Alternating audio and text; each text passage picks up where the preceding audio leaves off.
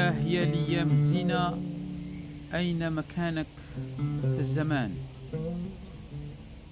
إلا كنتي في الماضي مور ظهري راني نندم عليك ونبكي عليك. انتي يا فنيتي وتبقي في نفسي ثقيلة.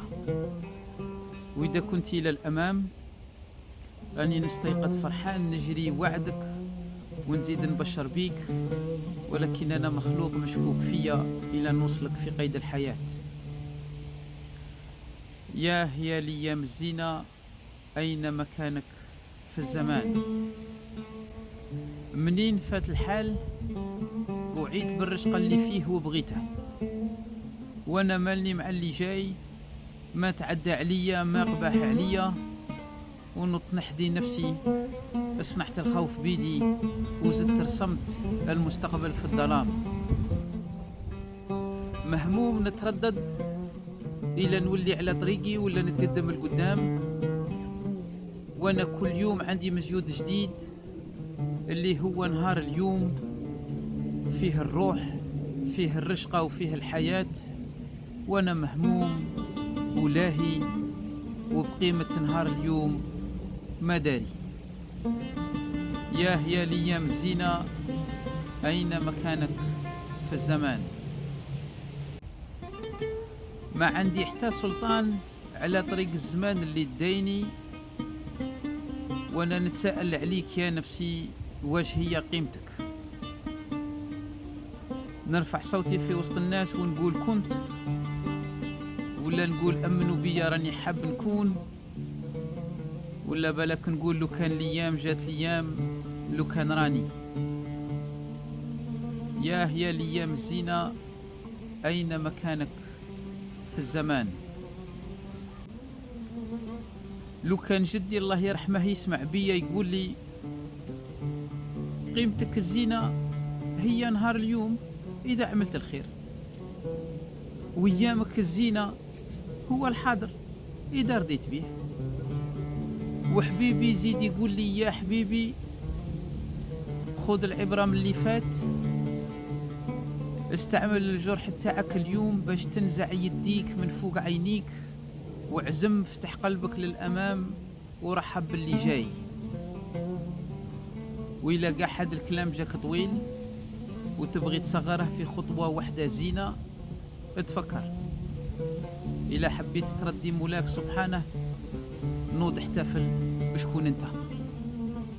نوض اليوم وكل يوم احتفل بشكون انت. يا زمان ايامي الزينة حية ساكنة قلبي، نديها معايا في كل مكان.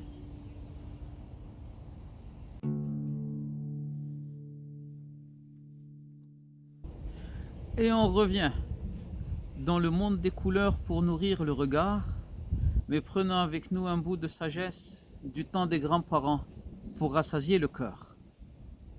On va commencer par faire un petit résumé des vidéos précédentes.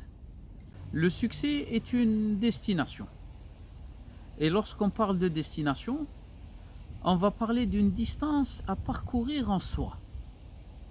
L'unité de mesure de cette distance est l'interprétation, puisque si on fait une interprétation juste, on avance, et si on fait une fausse interprétation, on fait du surplace.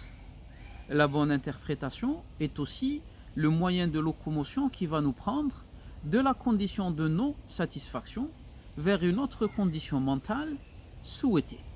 Pendant ce déplacement, un obstacle viendra interdire ce mouvement qui est de la première condition mentale en direction d'une meilleure version de nous-mêmes. Cet obstacle ou bien cette limitation, qui est d'ailleurs autogénérée, c'est en fait le refus du changement en soi.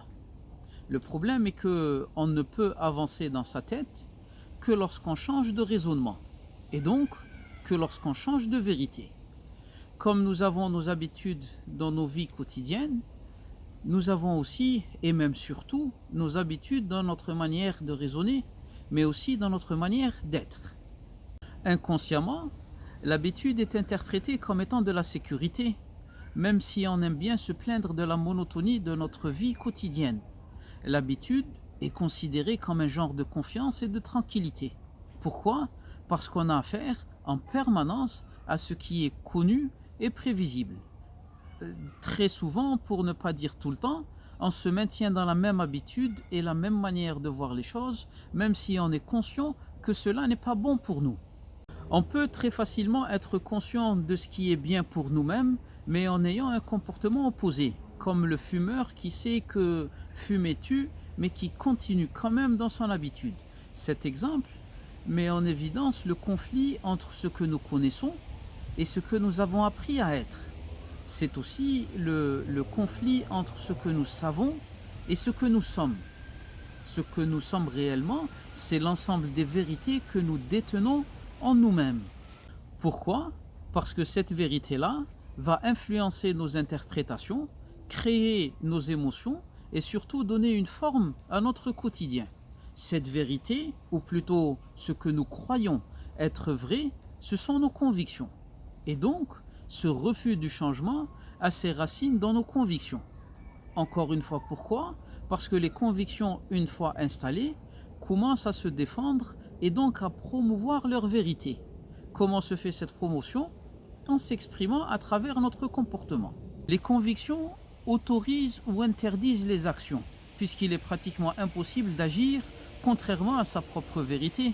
Lorsqu'on dit que les convictions contrôlent le comportement, cela veut dire que les convictions contrôlent surtout l'expression de la personne.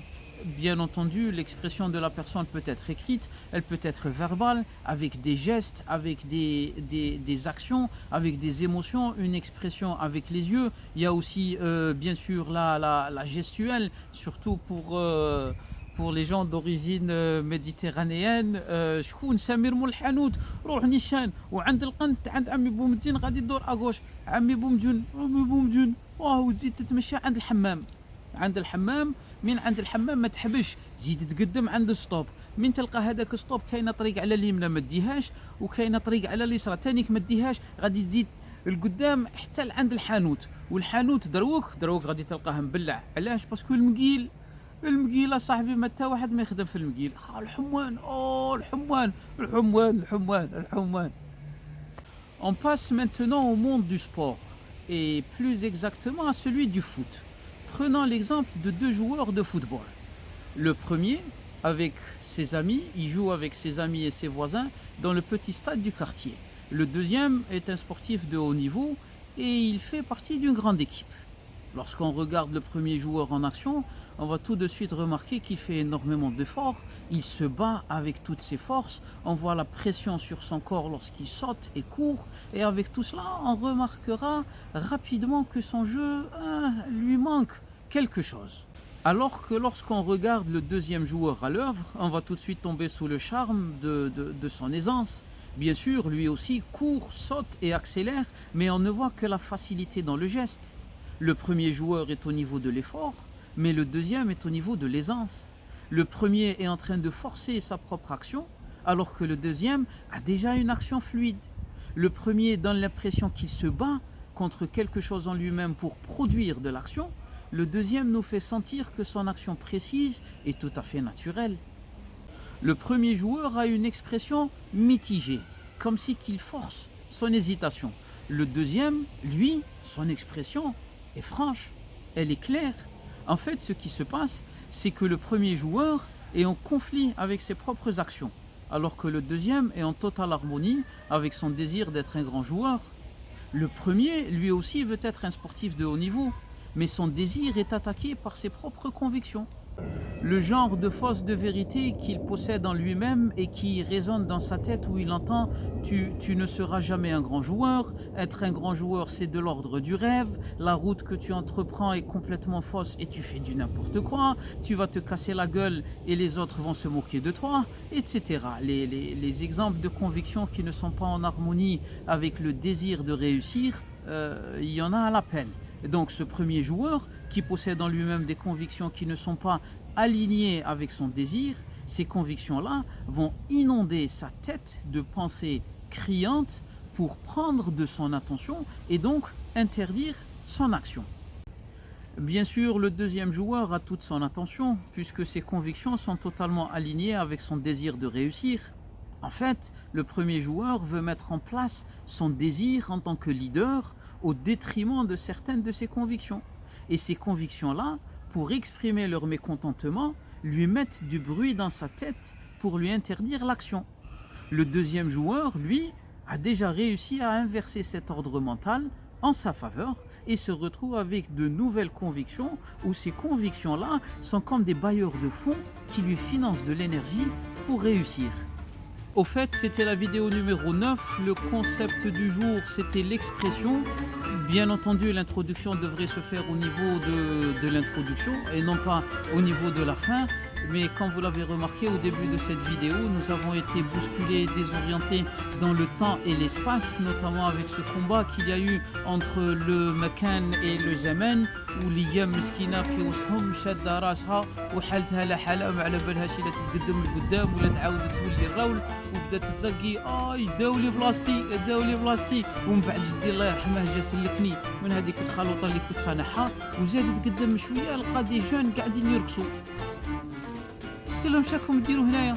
قالوا له ولد ولدك هو اللي قالنا نوض احتفل بشكون انت. والحمد لله يا رب انتم شاهدين عليا انا ما هدرش كاع على هذيك الطريق.